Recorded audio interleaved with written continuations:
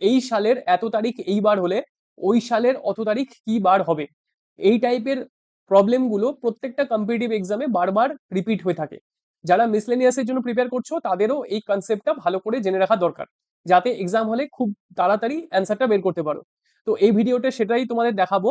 আর তোমরা অবশ্যই চ্যানেলটা সাবস্ক্রাইব করো আর নোটিফিকেশন অন করে রাখো, কারণ এর সাথে সাথে বিভিন্ন অল ইন্ডিয়া নিউজ পেপারের যে ইম্পর্টেন্ট আর্টিকেলগুলো সেগুলোর অ্যানালিসিসও আমি দিচ্ছি ডেসক্রিপটিভ পেপারের জন্য। তো চলো, এখানে একটা স্যাম্পল ক্যালেন্ডার আছে, এই মাসেরই ক্যালেন্ডার, 2026-এর মে মাসের ক্যালেন্ডার।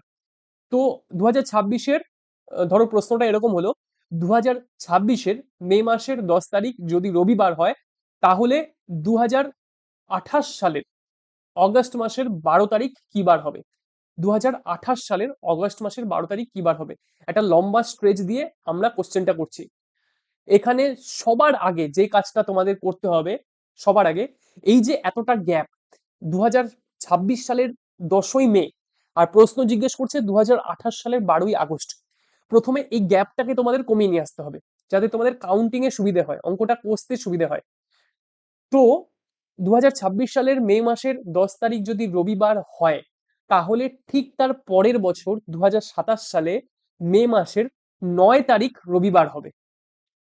এটা তোমরা একেবারে ক্লিয়ার করে নাও যে 2026 সালের মে মাসের 10 তারিখ যদি রবিবার হয়, তাহলে প্রথমে দেখবো যে পরের যে বছর 2027, সেই বছরটা লিপিয়ার কিনা।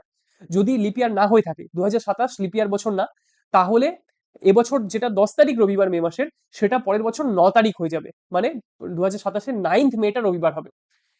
তার পরের বছর যদি আমরা ধরি 2028 সাল, 2028 কিন্তু একটা লিপিয়ার বছর, তাই লিপিয়ার বছরে সেই দিনটা আরো একদিন এগিয়ে আসবে, মানে লিপিয়ার না হলে সেটা জাস্ট একদিন এগোচ্ছিল, লিপিয়ার থাকলে সেটা আরো মানে দুদিন এগিয়ে যাবে।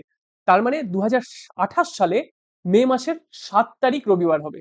যদি লিপিয়ার না হতো তাহলে 8 তারিখ রবিবার হতো, কিন্তু যেহেতু লিপিয়ার তাই আরো একটা দিন এগিয়ে গিয়ে 7th মে রবিবার হবে। তাহলে আমরা যেই ইনফরমেশনটা একেবারে মুখে মুখে, মানে কোনো কিছু একদম পেন না ধরে যে ইনফরমেশনটা আমরা বের করে নিলাম, সেটা হচ্ছে 2028-এর 7th মে, এটা হচ্ছে সানডে। ঠিক আছে, 2028 সালের 7th মে হচ্ছে সানডে। তাহলে দেখো গ্যাপটা কতটা কমে গেল, প্রথমেই অঙ্কের গ্যাপটা কতটা কমে গেল।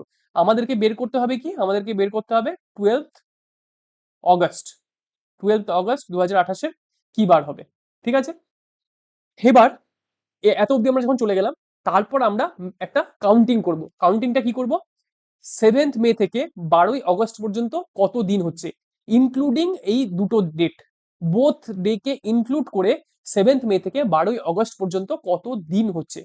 তাহলে মে মাসে কত দিন বাকি থাকছে? মে মাসে বাকি থাকছে, মে মাস 31 দিনের হয়, তাহলে মে মাসে বাকি থাকবে 25 দিন।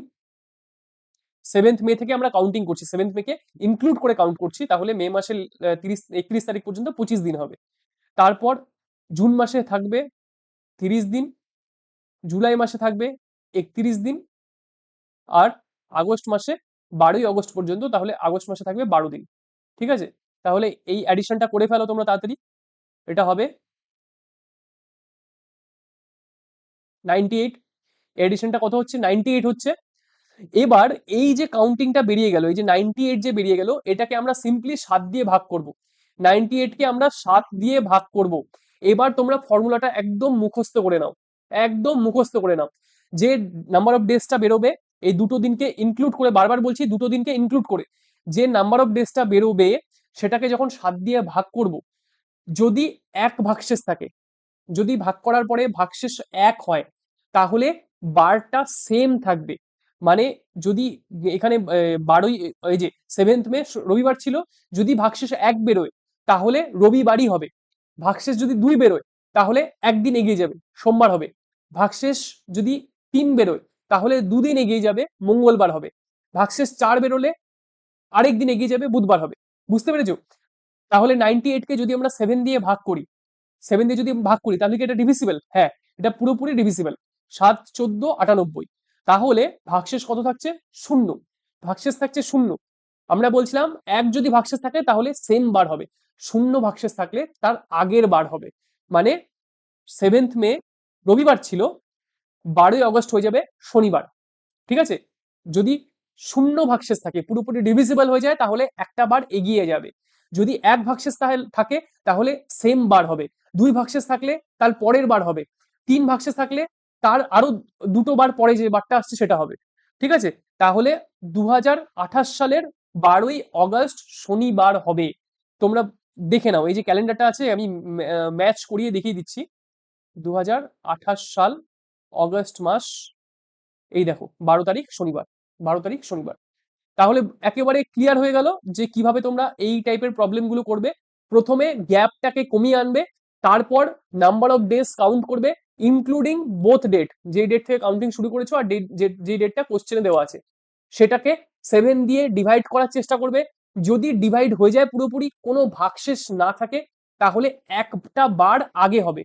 যদি ভাগশেষ এক হয় তাহলে সেম বার হবে। যদি দুই ভাগশেষ থাকে আরেকটা বার পরে হবে। এরকম করে তোমরা অঙ্ক করবে।